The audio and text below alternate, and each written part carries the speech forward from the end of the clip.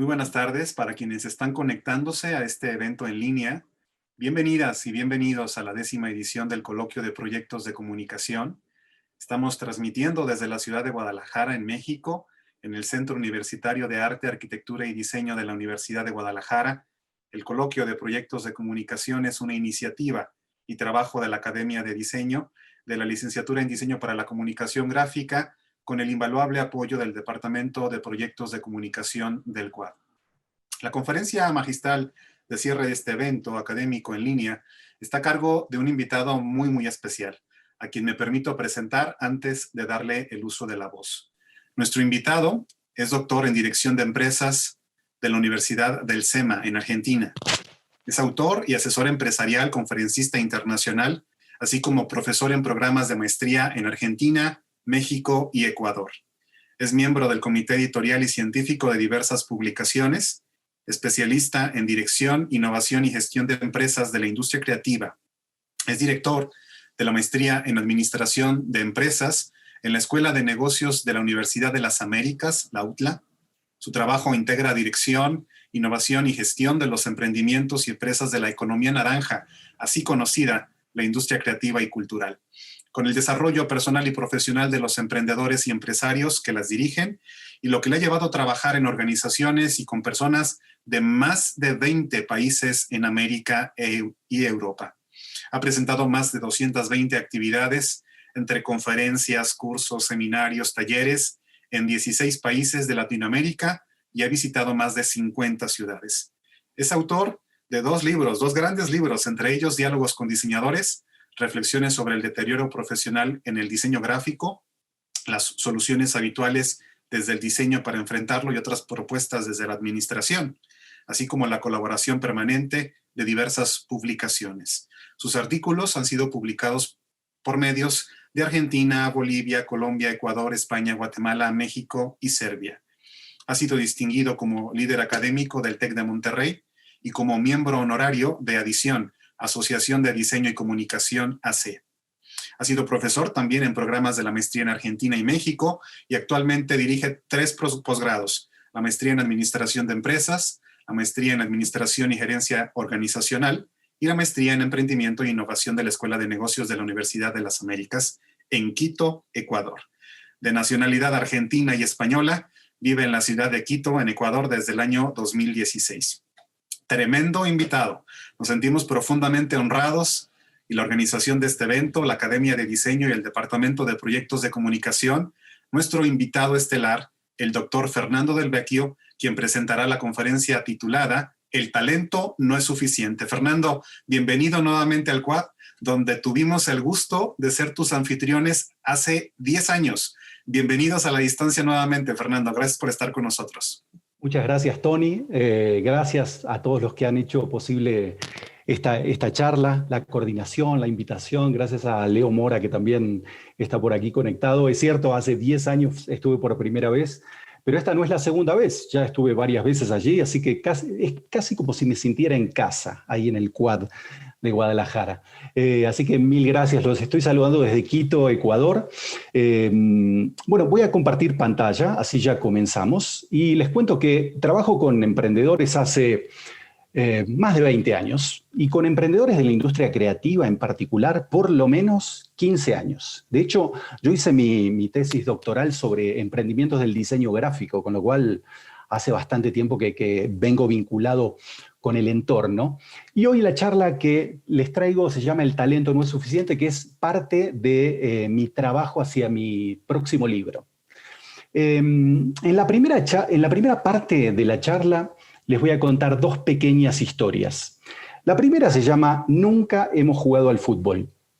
Esto tuvo lugar a partir de algunos años ya, cuando yo daba clases de marketing en Buenos Aires, y tenía un asistente de clase que siempre iba a jugar al fútbol los sábados a la mañana con sus amigos, y un martes cualquiera, esos que nosotros dábamos clase, me dice: Fernando, este sábado pasó algo raro en el partido. Y yo le pregunté así como, hasta en forma cínica, ¿no? ¿Qué podía haber pasado en un partido de fútbol entre amigos un sábado a la mañana? Me dice: no, lo que sucede es que Un amigo nuestro que nunca había jugado con nosotros al fútbol porque se acaba de retirar del fútbol profesional, un muchacho que había jugado en River Plate, en Boca Juniors, en Independiente, hasta en algún momento vistió la camiseta de la selección argentina, vino a jugar con nosotros y apenas empezó el partido me di cuenta que él jugaba a otra cosa. Y yo le digo, bueno, claro, si es futbolista profesional y ustedes apenas pueden correr, gordos, que no pueden, o sea, apenas pueden patear la pelota, me dice, no, no, no. La diferencia es que él juega al fútbol y nosotros jugamos a la pelota. Digo, ¿cómo es eso? Me dice, sí, sí, sí, él juega a otra cosa. La forma como él se desempeña a lo largo del campo, la potencia con la que patea, las indicaciones que te da. Él juega la pelota, juega el fútbol, nosotros jugamos a la pelota. Es la diferencia entre él y nosotros es la misma que existe entre nosotros y los niños de 5 años que apenas entienden el concepto de juego, que van todos corriendo atrás y se patean entre ellos y se caen y se lastiman y lloran. Bueno, la diferencia entre el futbolista profesional y nosotros es la misma diferencia entre nosotros y los niños de 5 años. Por eso nosotros nunca hemos jugado al fútbol. Y eso derivó en otra conversación que llegó a concluir de repente que ser habilidoso con el balón y jugar al fútbol son dos cosas diferentes. A pesar de que desde afuera algunas personas que no entienden mucho del juego pueden pensar que se trata de lo mismo, pero no se trata de lo mismo. Porque aquellas personas que tienen un dominio sobresaliente sobre el balón, lo que tienen son habilidades técnicas. Y aquellos que juegan al fútbol, lo que tienen son habilidades de juego.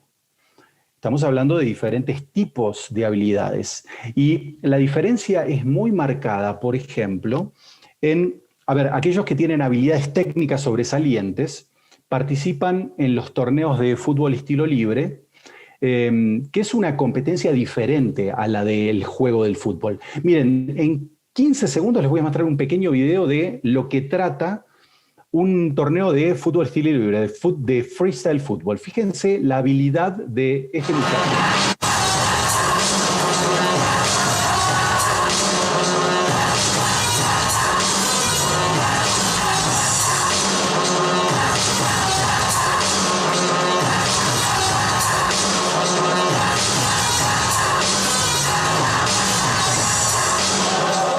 Eso es solamente para comenzar, porque la habilidad lo lleva a manejar no solamente los pies, los muslos, la cadera, hasta la espalda, los hombros, la cabeza. Es increíble lo que hacen, pero esos muchachos y esas chicas que participan en este tipo de torneos tienen dominio sobresaliente sobre el balón, tienen habilidad técnica. Jugar al fútbol es una actividad diferente, a pesar de que el balón está involucrado, pero no es exclusivo en el dominio del balón. En realidad, cuando uno juega al fútbol, aparte de vincularse con el balón, se tiene que vincular con sus compañeros, con los rivales, en un espacio bien definido, con metas y reglas distintas, ¿sí? En los torneos de freestyle fútbol, el contacto con el balón es permanente. En cambio, en un partido de fútbol, todos sabemos que hay veces que los jugadores tocan la pelota 3 veces, 4 veces en un tiempo, no mucho más. Fíjense, en 15 segundos lo que implica el jugar muy bien al fútbol. Podemos ver claramente entre uno y otro video la diferencia que existe entre una y otra actividad y aparte las diferencias en las habilidades involucradas, ¿sí? Y todos hemos visto y seguimos viendo y seguiremos viendo muchos jugadores de fútbol que de repente tienen habilidades de juego sobresalientes, pero no necesariamente tienen un dominio superlativo sobre el balón. No estoy hablando de Messi o de Maradona, pero de repente hay muchos jugadores que cumplen muy bien su rol de jugador de fútbol, pero no necesariamente tienen un dominio maravilloso sobre el balón. De repente uno no quiere pasarles el balón todo el tiempo. ¿Por qué? Porque pueden hacer algún desastre. Pero en su rol son muy buenos porque tienen habilidades de juego. Entonces, para resumir esta primera parte, para participar en los torneos de fútbol estilo libre hay que tener habilidades técnicas extraordinarias. Para jugar al fútbol no es necesario tener esas habilidades técnicas porque en realidad lo necesario es tener habilidades de juego. Estamos hablando todo el tiempo de juegos distintos que requieren habilidades diferentes. Los que hemos estudiado alguna disciplina empresarial, porque esto seguramente en el ámbito del diseño no aparece nunca, pero los que hemos estudiado de repente administración, en algún punto nos hemos topado con un concepto llamado principio de Peter. El principio de Peter, enunciado por Lawrence Peter, dice que en toda organización un empleado efectivo es ascendido, ¿sí? Asciende de posición hasta su nivel de máxima incompetencia. Es decir, que mientras es competente en la posición que desempeña, puede ser ascendido hasta que llega un punto en el cual no asciende más. De repente porque no conoce cuál es el juego que tiene que jugar o cómo lo tiene que jugar, porque no tiene las habilidades para jugarlo. Veamos 3 ejemplos. Un excelente vendedor puede ser ascendido y convertirse en un pésimo gerente de ventas. Es decir, su talento como vendedor no es suficiente para desempeñarse correctamente como gerente de ventas. La posición es diferente, el juego es diferente. Se requieren habilidades distintas. En el ámbito universitario podemos encontrar un excelente profesor que sea ascendido y no se convierta en un excelente decano. ¿Por qué? Juegos distintos que requieren habilidades diferentes. Su talento como profesor no necesariamente le alcanza para ser un excelente decano.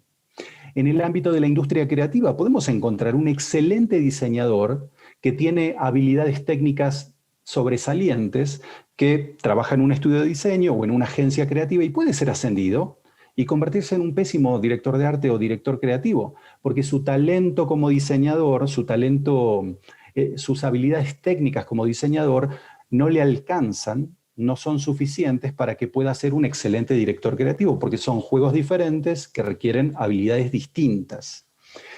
Esto sucede en términos de una organización y esto lo podríamos ver en términos verticales, pero en términos horizontales, es decir, en un oficio, en una profesión, en una disciplina, lo que podemos ver es que sucede también lo mismo. De repente en el fútbol encontramos que muchos futbolistas que se retiran creen que el paso natural que tienen que dar es el de ser entrenadores.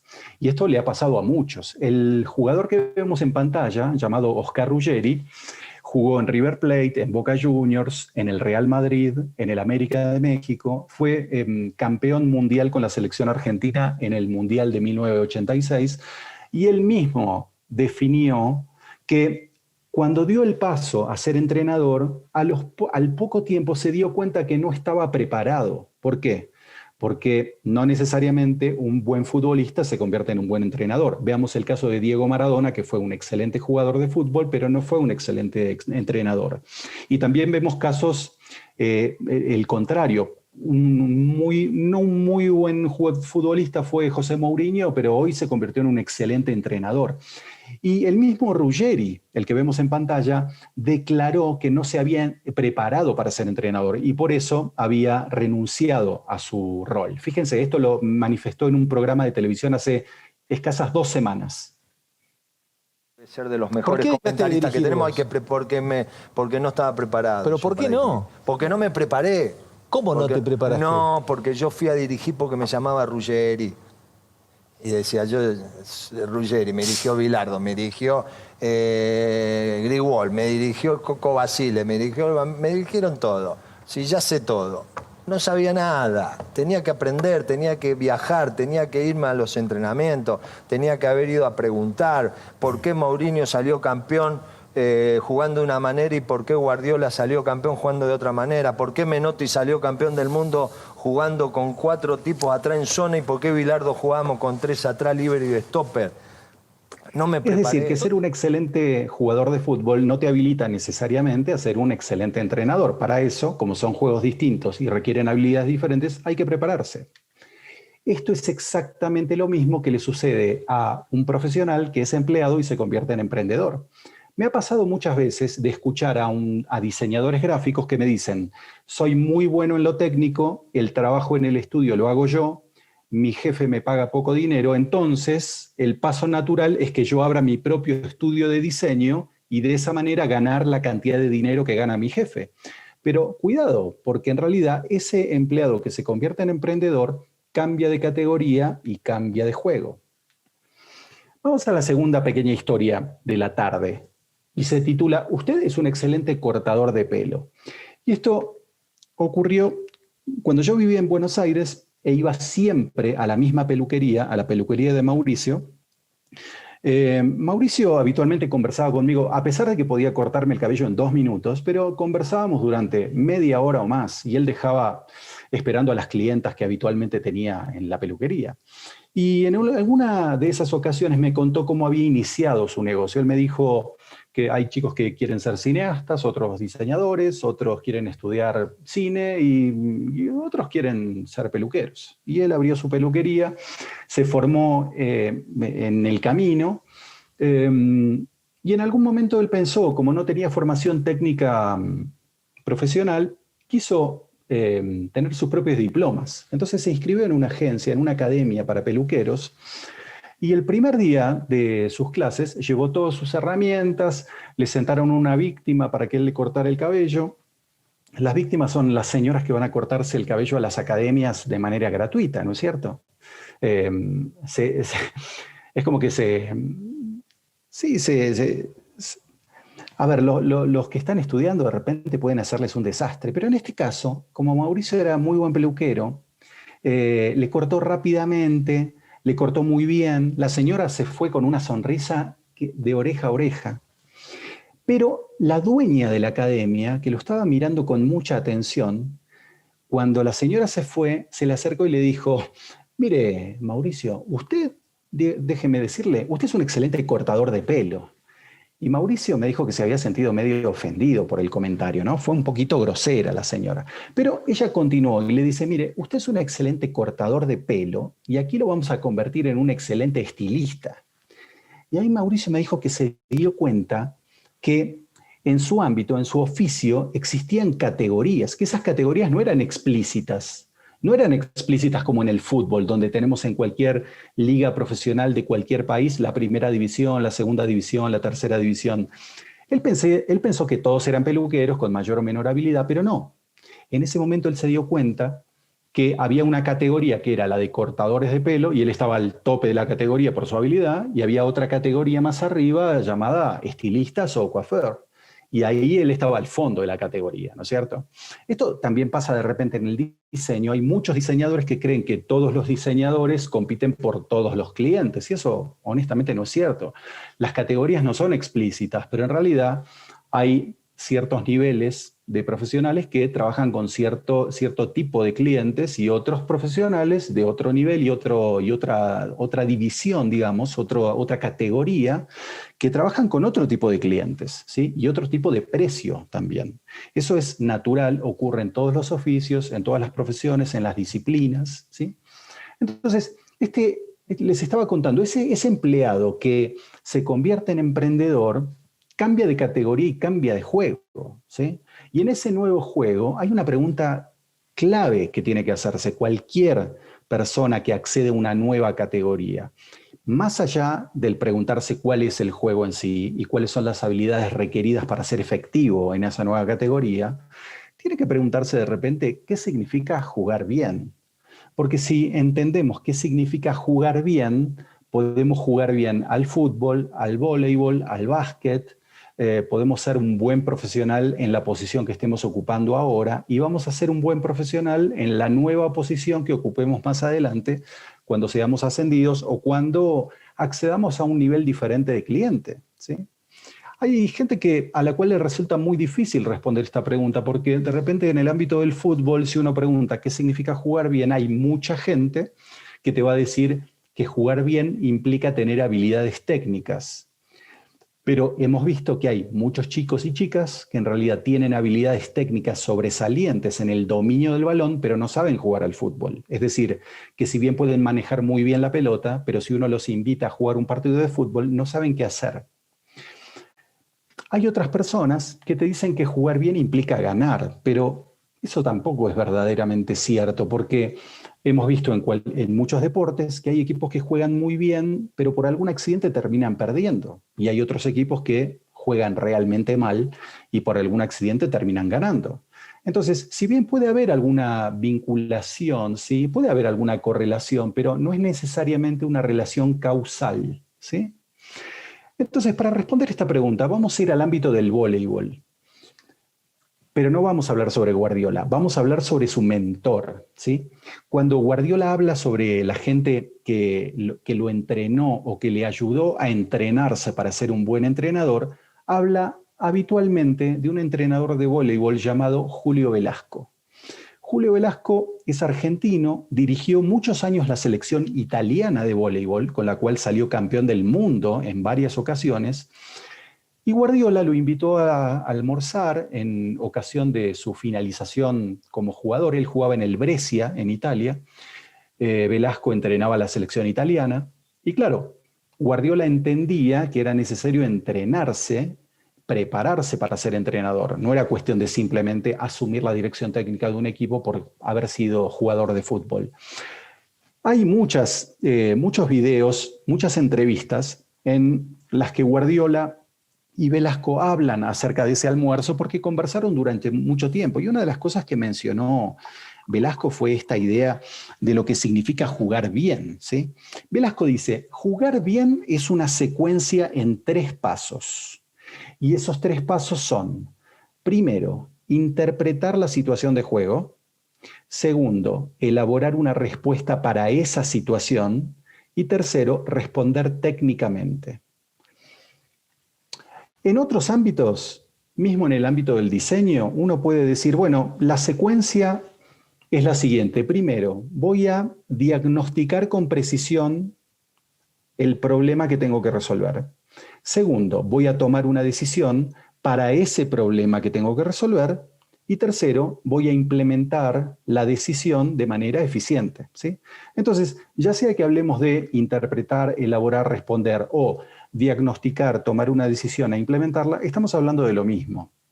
Voy a mostrarles una escena de un partido, de un tiro libre en realidad, que ocurrió el año pasado en la semifinal de la Champions League, en la cual jugaban el Barcelona como local versus el Liverpool. Para el minuto 80, el Barcelona iba ganando 2-0 y en ese momento hay un tiro libre a favor del Barcelona. Messi deposita la pelota en el césped y ocurre lo siguiente. ¿Por qué esta escena? Veamos en términos de la secuencia y de los pasos en términos de jugar bien. Primer paso es interpretar la situación de juego. En este caso, yo creo que Messi, al poner la pelota en el césped, interpreta la situación de juego diagnosticando a partir de cuál es la distancia del balón al arco, dónde se ubica el arquero, dónde se ubica la barrera y con cuántos jugadores, dónde están sus compañeros, dónde están los rivales. Y a partir de realizar algún diagnóstico de situación, porque esa situación es una situación que ya ha visto 1000 veces en los entrenamientos y en los partidos. Entonces, a partir de ese diagnóstico de situación que hace, toma una decisión, que es el segundo paso, es decir, elabora una respuesta para esa situación en particular. El tercer paso es la respuesta técnica, es decir, ejecuta el tiro libre. Primero, diagnostica la situación. Luego toma una decisión de cómo ejecutar el tiro libre y el tercer paso es ejecutarlo. Y lo que hace es colocar la pelota en el ángulo y a pesar del esfuerzo sobrehumano del arquero Alisson determina el 3-0 final. Ahora, fíjense que esto es algo que utilizamos todos los profesionales en cualquier circunstancia. Hasta los estudiantes, por ejemplo, de diseño, el primer paso en términos de interpretación de la situación de juego, lo que deben hacer es interpretar el pedido del docente. Luego toman una decisión en función de ese pedido y luego ejecutan la decisión en términos técnicos. Lo que vemos en todo momento es el tercer paso, es decir, la ejecución técnica. Nosotros no vemos ni cómo diagnostica Messi o un diseñador, ni tampoco vemos cómo o cuál es la decisión que toma Messi y cuál es la decisión que toma ese diseñador a partir del pedido del cliente o el pedido del profesor. En realidad lo que siempre vemos es el tercer paso, ¿sí? Y si esta es una secuencia que utilizan todos los profesionales, todos los jugadores y todos los equipos, también podemos entender por qué este año, en un partido de la Liga Española, entre el Barcelona y la Real Sociedad, en una situación similar a la anterior, es decir, tiro libre para el Barcelona, Messi a punto de ejecutar el tiro libre, en realidad lo que vamos a ver en términos de ejecución es diferente y la consecuencia es distinta. Veamos primero el tiro libre y luego les sigo contando sobre esto. Into the Spanish midfielder to make sure that the referee had no option. Oh, and although Marino definitely stepped into the Argentinian, Messi was free kick, never mind scored. Is this the day to break the patch? Well, it's further to the left in the wall. Zach Porter and Odegaard, up steps Messi. I don't think we've ever seen such a close. Isaac having given it, was begging, and that's a.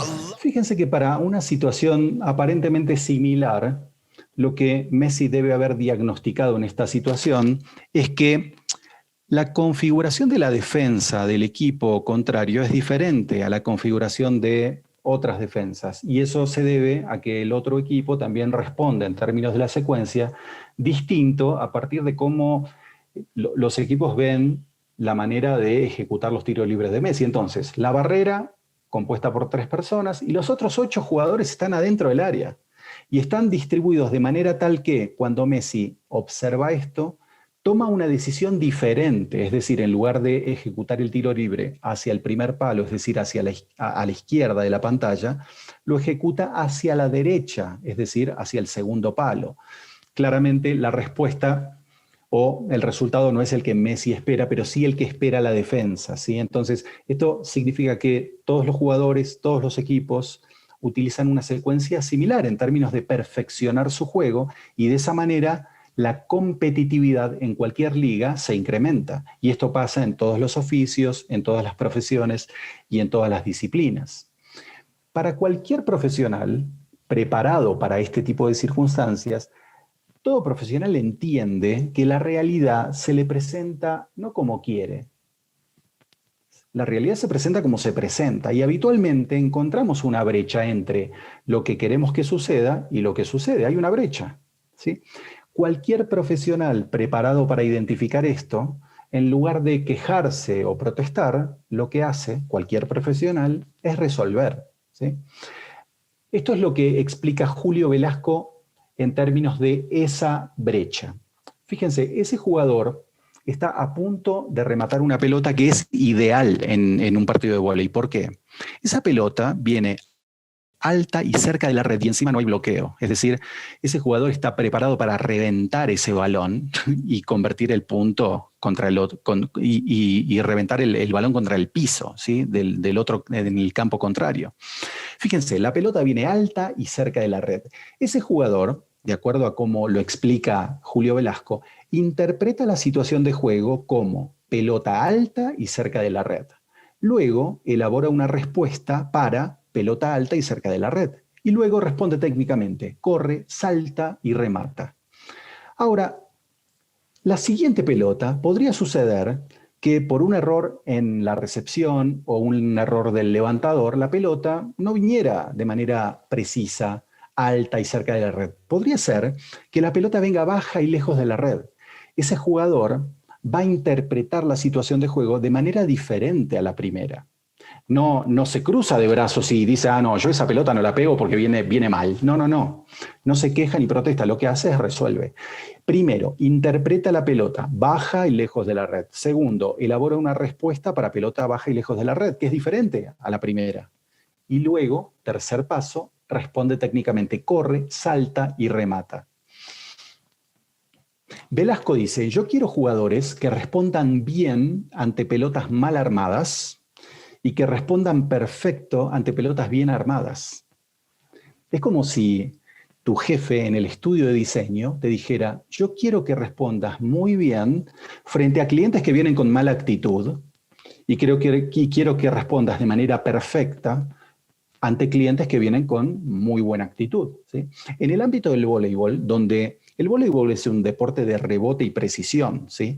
En el nivel más alto del voleibol mundial, los partidos se ganan por 1 o 2 puntos, o se pierden por 1 o 2 puntos. Entonces, Velasco utiliza la metodología y aparte otra cosa que implementa, es muy importante mencionar aquí, y es que cuando un jugador se equivoca, no saca el látigo y le da 50 latigazos o lo echa del gimnasio. Lo que hace es repetir la jugada. Porque Velasco lo que quiere ver es dónde se originó el error. Él quiere saber si el error se originó porque el jugador diagnosticó mal, o porque tomó una mala decisión, o porque simplemente cuando ejecutó técnicamente la respuesta lo hizo mal.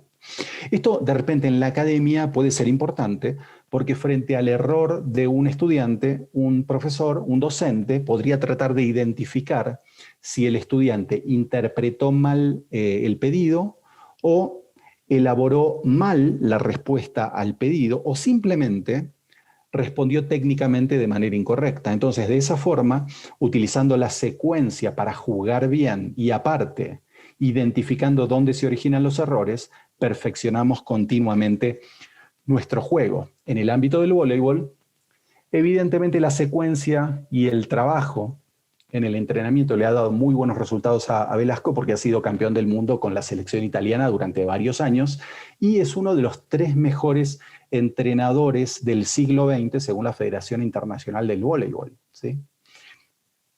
Veamos, en términos de la metáfora que les he contado acerca de las habilidades para manejar el balón y las habilidades de juego, ¿qué le sucede a un profesional que es habilidoso con el balón pero no sabe jugar al fútbol?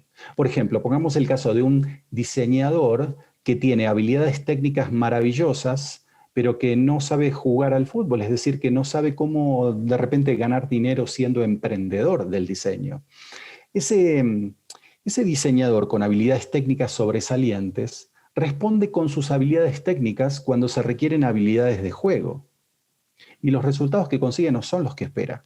Por eso hay tanto nivel de queja y de protesta con muchos diseñadores en los foros de diseño acerca de repente de la manera como son tratados por los clientes. ¿Viste? En algunos casos dicen, los clientes no creen en nosotros, los clientes no confían en nosotros, pero en definitiva, los clientes que no son diseñadores piensan distinto, hablan distinto, deciden distinto. Entonces, simplemente, ahí lo que tenemos es una brecha entre expectativa y realidad. Esto no significa que los clientes son unos sinvergüenzas o unos delincuentes. No, significa solamente que los clientes piensan, hablan y deciden diferente. Por eso, cuando el diseñador no tiene la capacidad para desarrollar habilidades de juego y comunicarse con los clientes de la forma como los clientes entienden o esperan entender, puede ser que se generen dificultades. Entonces, a partir de ahí es donde los resultados no son los que verdaderamente el diseñador está esperando. Y esto pasa, como les vengo diciendo, en todos los ámbitos, en todos los oficios y disciplinas. Fíjense que en el ámbito del tenis tenemos a este jugador llamado Nick Kyrgios, un australiano con habilidades técnicas maravillosas, pero que a pesar de tener un talento sobresaliente, su talento no le alcanza para ser número 1 del mundo. ¿Podría serlo? Podría serlo. Pero ¿qué es lo que sucede con Nick Kyrgios? No se comporta como un jugador de tenis profesional, es decir, no tiene las habilidades de juego propias para poder disputar el número 1 del mundo, porque disipa su energía en otros ámbitos. Por ejemplo, discutiendo con los umpires o insultando a los rivales o conversando con el público. Y esto de repente ha pasado antes en el tenis, porque John McEnroe, que en su momento fue el chico malo del tenis, a fines de los años 70, a principios de los años 80, y fue número 1 del mundo también, en alguna entrevista mencionó que si Nick Kyrgios no sabe cómo jugar el juego de ser tenista profesional, debería dedicarse a otra cosa. Es decir, su talento tenístico no es suficiente para ser número 1 del mundo. Tiene que aprender otras habilidades o desarrollar otras habilidades. En el ámbito del fútbol también ha pasado esto y sigue pasando. Hay un caso maravilloso de los años 70 en Argentina. Este muchacho que vemos en pantalla, llamado Karlovich de apellido, los que lo vieron jugar en Rosario, la misma ciudad de donde salió Messi, los que lo vieron jugar en su momento dicen que era mejor que Maradona y era mejor que Messi. Sin embargo, su talento no fue suficiente para ser futbolista profesional, porque a Karlovich le costaba mucho, o quizás directamente no quería, levantarse temprano, ir a entrenar, concentrar con el equipo. Evidentemente, la disciplina y el compromiso son importantes para ser futbolista profesional. Y el talento futbolístico que tenía no le alcanzó para ser futbolista profesional. De hecho, tuvo algunas oportunidades. Por ejemplo, fue preseleccionado para el seleccionado argentino que jugó luego en el Mundial 78, pero el director técnico de la época, César Luis Menotti, en los documentales que hablan sobre Karlovic, dice que Karlovic no fue a los entrenamientos, no fue al primer entrenamiento porque se había ido a pescar. Es decir, podemos decir que Karlovic tenía quizás otras motivaciones, ¿sí? Sus decisiones no lo llevaron a ser futbolista profesional porque quizás él no quería hacerlo y él quería o priorizaba otras actividades, ¿sí? Entonces, no podemos decir que era un inconsciente, simplemente podríamos decir, bueno, él tomó decisiones distintas a las que lo hubiesen llevado a ser futbolista profesional y esperamos que hayan sido buenas decisiones, esperamos que no se haya arrepentido sobre eso. Esto es importante hacerlo evidente porque el cambio es constante y se ha acelerado estos últimos meses y todos hemos visto cómo se aceleró el cambio durante el último año. Y aparte la competitividad es creciente, es decir, la capacidad para competir ha venido elevando en todos los ámbitos, en el diseño también. Pero de repente fijémonos en una actividad como la de los torneos del cubo de Rubik, ¿sí? Donde hoy el récord mundial para el armado es de 3 segundos. Hace algunos años era de 1 minuto, mucho antes era de 5 minutos, pero hoy es de 3 segundos. Yo he visto chicos que arman el cubo de Rubik con una mano en 10 segundos. Como vemos en pantalla a la izquierda, hay personas que arman el cubo de Rubik a ciegas en 25 segundos. El otro día había un chiquito que armaba 3 cubos de Rubik haciendo malabares. Entonces, evidentemente, el nivel competitivo ha llegado a niveles casi insoportables. Yo no sé cuál es el siguiente paso. No sé, de repente aparece otro chiquito haciendo malabares con 5 cubos de Rubik, con una sola mano, a ciegas, mientras le arrojan cuchillos encendidos y aparecen 3 halcones intentando picarle la cabeza. La verdad es que no lo sé. Pero evidentemente ese nivel de 3 haciendo malabares va a ser superado en algún momento. Y esto también ha pasado y sigue pasando en el diseño, en cualquier disciplina del diseño y en todas las profesiones también. Interpretar, elaborar, responder, la secuencia que implica el jugar bien para perfeccionar también nuestro juego. Y por eso quiero contarles 5 pautas, son pocas, pero 5 pautas para poder desarrollar algunas habilidades de juego, porque asumo que todos tenemos un talento innato. E imagino, como me ha pasado, que todo estudiante de diseño tiene algún talento, en alguna medida, mayor o menor medida, para desempeñarse de manera adecuada dentro de su ámbito, pero de repente esas habilidades, ese talento creativo, de repente puede no alcanzar para lograr las metas que pretendemos como profesionales. Entonces, hablemos acerca de algunas pautas para desarrollar las habilidades de juego que complementen las habilidades técnicas. Veamos, la primera tiene que ver con la definición de nuestra actividad. Habitualmente, cuando hablo con un diseñador y le pregunto cuál es su negocio, me dice, mi negocio es de diseño. Y eso puede ser correcto, claramente, porque habla acerca de lo que hace, ¿sí? Y está muy bien. Ahora, si yo hablo con 3 diseñadores distintos, un diseñador de indumentaria, un diseñador gráfico y un diseñador industrial, y los 3 me dicen, mi negocio es de diseño, y yo no sé nada de diseño, podría llegar a entender que los 3 se dedican a lo mismo, ¿no es cierto? Entonces, la pauta, en términos de la definición de nuestra actividad, es hablemos o definamos nuestra actividad en función del tipo de problema que resolvemos. Porque un diseñador de indumentaria, un diseñador gráfico y un diseñador industrial resuelven problemas diferentes. Entonces, si hablamos acerca del tipo de problema que resolvemos, entramos en frecuencia de comunicación que nuestros clientes entienden porque son los que padecen esos problemas. Segunda pauta, el diseño de nuestro equipo. Yo he visto infinidad de ejemplos donde de repente 3 diseñadores se reúnen para conformar un emprendimiento y los 3 quieren trabajar en la parte creativa. Eso es el equivalente a que cualquier equipo de fútbol salga a jugar con 11 delanteros, ¿sí? Si un emprendimiento tiene que cumplir con diferentes roles para convertir los goles y de repente ganar los partidos y ganar los torneos, en términos de metáfora, es exactamente lo mismo a lo que hace un equipo de fútbol cuando sale a jugar un partido de fútbol con 11 jugadores cuyos roles son distintos, sus talentos son diferentes, pero ese equipo, en términos de roles, conforma un equipo efectivo porque los talentos son complementarios. Entonces, es necesario que cualquier emprendimiento, más allá de que trabaje en el ámbito del diseño, tenga alguien que dirija, alguien que se ocupe de la administración, alguien que se ocupe de la comercialización y alguien que se ocupe también de la operación, es decir, de la parte creativa. Esto significa que no necesariamente necesitamos que un emprendimiento esté conformado por todos diseñadores. Entonces, roles y talentos complementarios para conformar un equipo efectivo. Tercera pauta, determinar metas.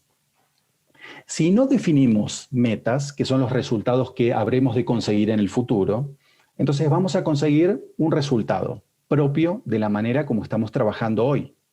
En cambio, si definimos metas, es decir, un resultado que hemos conseguido en el futuro y es distinto del que venimos consiguiendo habitualmente, entonces alguna conducta, algún hábito vamos a tener que modificar y eso es verdaderamente importante, es decir, enfocarnos hacia el resultado que deseamos, no hacia conseguir el resultado que podamos.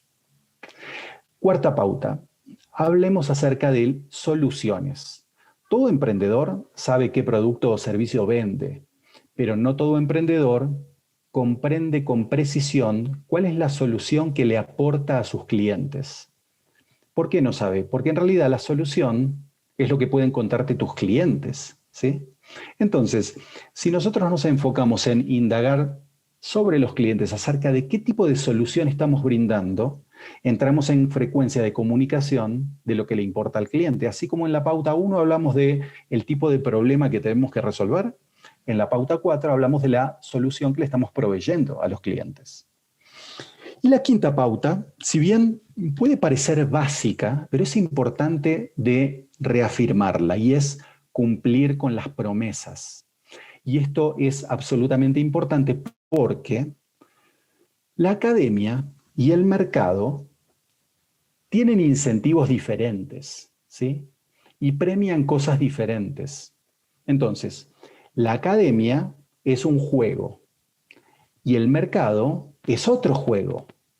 En la academia, el incentivo está orientado a desarrollar la creatividad y al desarrollo de las habilidades técnicas de los estudiantes. El mercado premia otra cosa. El mercado no necesariamente premia la creatividad. El mercado premia el cumplimiento de las promesas, la entrega en tiempo y forma. Por eso, si un excelente estudiante cree que al salir al mercado, el mercado va a premiar exactamente lo mismo que premiaban sus docentes, está equivocado. Tiene que entender que los juegos son diferentes, que los incentivos son distintos y que los premios son también diferentes. Entonces, es como si en la academia se jugara al fútbol y en el mercado se jugara al voleibol. Entonces, primer paso es entender que los juegos son diferentes y segundo, entender qué es lo que premia cada uno de ellos para ser efectivo en cada una de esas categorías que son diferentes, ¿sí? Interpretar, elaborar, responder. ¿Por qué tan pocas pautas? ¿Por qué 5 pautas y no 58? Porque honestamente les podría dar 120 pautas. El problema es que si te dieran muchas pautas, podrías darte cuenta que tenés que cambiar muchas cosas. Y si de repente te digo que tenés que cambiar 50 cosas, podrías no cambiar absolutamente nada. Julio Velasco dice, si yo quiero que un jugador se transforme completamente en otro, no tengo que pedirle que cambie 10 cosas, porque ese jugador entrena 10 cosas. Lo que tengo que lograr es identificar qué podría cambiar de esas 10 cosas, qué es la única cosa que podría cambiar de esas 10 para que ese jugador se transforme radicalmente. Por eso estoy planteando no solamente pocas pautas, sino la propuesta de enfocar el esfuerzo simplemente en jugar bien. ¿Qué significa esto? Interpretar, elaborar, responder. O, si prefieren, perfeccionar nuestra habilidad para diagnosticar mejor, tomar mejores decisiones y mejorar la implementación de esas decisiones. Es bastante simple. Y esto lo vamos a fundar en, primero, el estudio que realizamos todos los días, nuestra formación profesional, que va a durar toda la vida, el entrenamiento que llevemos adelante en nuestro trabajo y el trabajo en sí mismo. Y este ciclo de interpretar, elaborar, responder, que vamos a llevar adelante toda la vida, porque toda la vida vamos a estar identificando problemas y resolviendo problemas, nos puede llevar, a partir del uso de la secuencia y el perfeccionamiento de nuestro juego, a un nivel diferente, no solamente de talento creativo, de habilidad de juego, sino también de clientes y de ingreso. De esa manera nos convertimos en una persona de alto desempeño y en un profesional de alto desempeño. Entonces, para resumir, les he contado que ser habilidoso con el balón no te convierte necesariamente en jugador de fútbol, así como ser talentoso en una disciplina no te convierte necesariamente en un buen profesional de esa disciplina. O sea, una cosa es ser habilidoso con el balón y otra cosa muy distinta es saber jugar al fútbol. Y estamos hablando de diferentes habilidades. Por un lado, las habilidades técnicas y por otro lado, las habilidades de juego. Entonces, si queremos cambiar los resultados que estamos consiguiendo, alguna conducta, algún hábito vamos a tener que modificar. La pauta que les estoy presentando es la de, primero, aprender a jugar bien y segundo, continuar perfeccionando el juego. Esto lo vamos a hacer a través de el interpretar, elaborar y responder. El enfoque siempre se encuentra en el proceso, es decir, no nos enfocamos en el resultado. El resultado es importante como meta, pero nos enfocamos en el proceso, ¿sí? Sin embargo, es importante el resultado porque la vida no premia intenciones, sino que premia resultados. Y esto en el lenguaje del fútbol y en las metáforas que hemos estado conversando durante estos últimos 40 minutos, implica que un equipo puede jugar muy bien, pero los goles no se merecen, los goles se hacen. Y cuando hacemos los goles, podemos ganar los partidos y de repente también podemos ganar los torneos en los que estamos participando. Muchas gracias. Muchas gracias, Fernando, por esta charla tan ilustrativa. Buenos ejemplos, muy didácticos, que dejan muy clara la lección de lo que tendríamos que hacer. Estamos recibiendo algunas de las preguntas de nuestro auditorio, casi un centenar de personas conectadas, y ahora empiezan a aparecer un montón de corazones aquí en el chat en agradecimiento por tu charla, Fernando. Muchas gracias. A mí me parece que los ejemplos de los deportes son bastante gráficos. Sí. Y fíjate que la pauta, cuando yo se la escuché por primera vez a Velasco, me pareció tan simple, porque en realidad no se trata de, bueno, todos tenemos en cuenta de repente el tipo de cliente, la segmentación, un montón de conceptos técnicos, pero en realidad si nos enfocamos únicamente en la secuencia, en 3 pasos, de repente podemos orientarnos a perfeccionar los 3 pasos, perfeccionar nuestra habilidad para diagnosticar mejor, perfeccionar nuestra habilidad para tomar mejores decisiones y perfeccionar nuestra habilidad para implementar esas decisiones de manera más eficiente. Entonces, es bastante simple y luego cada uno de nosotros como profesional va a orientarse hacia, de repente, aquel paso que consideren más importante. Entonces, vamos a tener profesionales diversos, muy talentosos desde lo creativo, pero que puedan trabajar con clientes a los cuales servir y ganar dinero con eso, es decir, vivir de aquello que aman hacer. Porque estos años que he trabajado en la industria creativa me he encontrado con muchísimo talento. El talento creativo que hay en Latinoamérica es enorme, pero me encuentro desde hace 15 años con el mismo tipo de queja. Sí. Y esa queja tiene más que ver no con el talento creativo, sino con el vínculo del creativo con sus clientes. Entonces, de repente, en lugar de seguir perfeccionando el talento técnico, de repente uno podría orientarse a aprender a jugar bien, para de esa manera desarrollar habilidades de juego y dejar de pensar que el trabajo con los clientes o la parte comercial, administrativa, es desagradable o sucia, sino que simplemente es un tipo de habilidad diferente. Entonces, si entiendo que se trata de una habilidad distinta, ya no es la parte sucia, es una habilidad distinta, ¿sí? Es complementaria, simplemente complementaria. Correcto. Fernando, entre algunas de las preguntas que se plantean es justamente sobre estos hábitos, estas condiciones que tú tienes muy claramente diagnosticadas entre los profesionales de la comunicación gráfica, algunos vicios también que no nos permiten justamente cohesionar, llegar al siguiente paso. ¿Cuáles son algunos de los hábitos que tendríamos que cambiar, los que pertenecemos a esta industria de la comunicación gráfica, justamente para ser personas altamente productivas, profesionales productivos?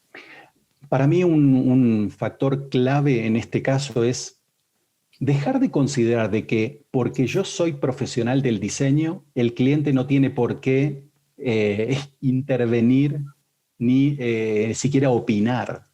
Yo encuentro que esta es una situación habitual. Muchos diseñadores, sobre todo los más jóvenes, creen que por tener un título profesional de diseñador, eso los habilita a que los clientes no puedan siquiera hablar. Y en realidad, cualquier proyecto se construye con parte y parte. Es decir, el cliente sí sabe lo que quiere, lo que pasa es que no necesariamente sabe explicarlo de la manera como el diseñador pretende, porque el cliente no tiene lenguaje de diseño. Entonces, sabe lo que quiere, pero necesariamente tiene un problema que no es un problema de diseño. Entonces, si nosotros como profesionales, bueno, yo estudié administración, no soy diseñador, pero si me pongo en los pies del diseñador, diría, bueno, yo como diseñador, en lugar de pensar que los clientes no saben nada, que no saben lo que quieren y que simplemente quieren pagar poco, me voy a poner en una posición donde voy a escuchar y les voy a preguntar.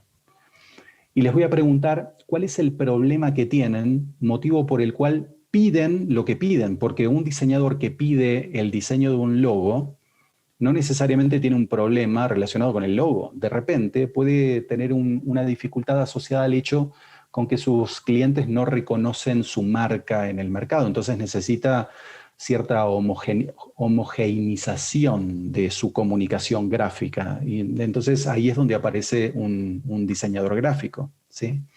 Entonces, hay un caso, yo escuché en alguna oportunidad a Ronald Shakespeare, un diseñador gráfico argentino, que decía, cuando un cliente te pide un bote, no tiene mucho sentido cotizar por el bote. De repente tenemos que entender cuál es el problema detrás del pedido del bote.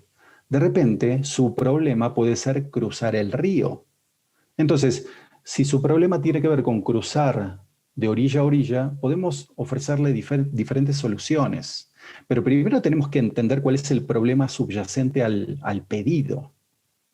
Entonces, si entendemos cuál es el problema subyacente al pedido, podemos convertirnos en asesores de comunicación, en lugar de simplemente ejecutores de un pedido, ¿sí?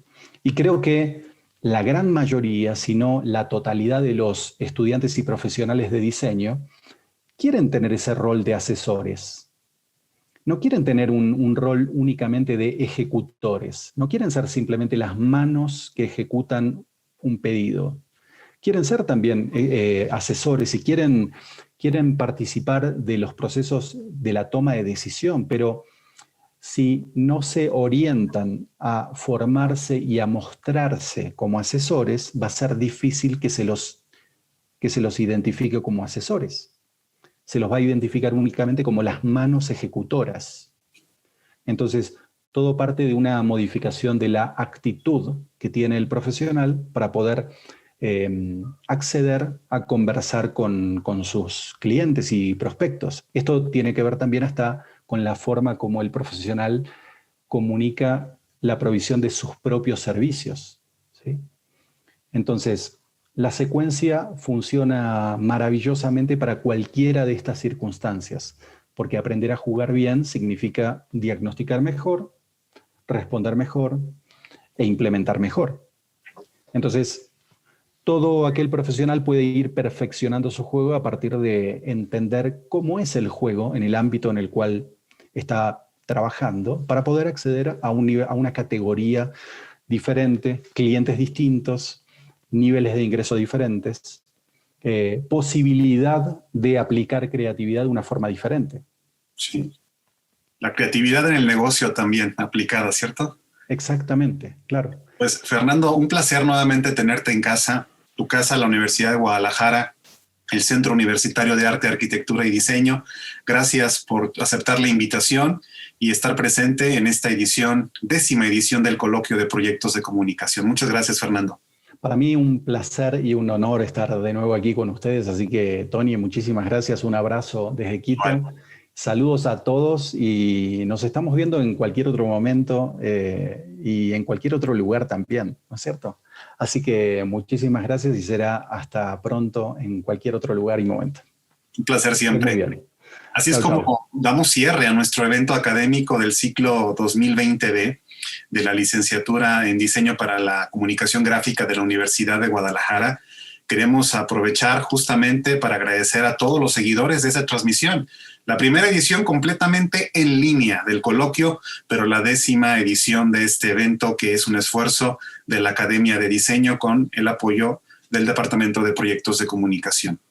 Al mismo tiempo, queremos agradecer a todas las autoridades del centro universitario, las cuales nos acompañaron justamente esta mañana, y por el apoyo a todas las áreas que hacen posible este esfuerzo, así como el reconocimiento a los profesores de la Academia de Diseño, del Departamento de Proyectos de Comunicación, por quienes justamente podemos llevar a cabo este evento, y obviamente a nuestros queridos alumnos, quienes son el corazón del coloquio, el motivo y los participantes principales de este proyecto.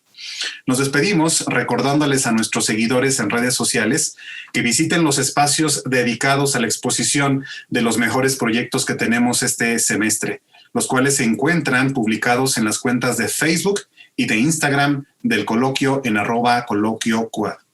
Damos cierre a este evento agradeciendo el favor de su atención. Nos saludamos en la próxima edición del Coloquio de Proyectos de Comunicación.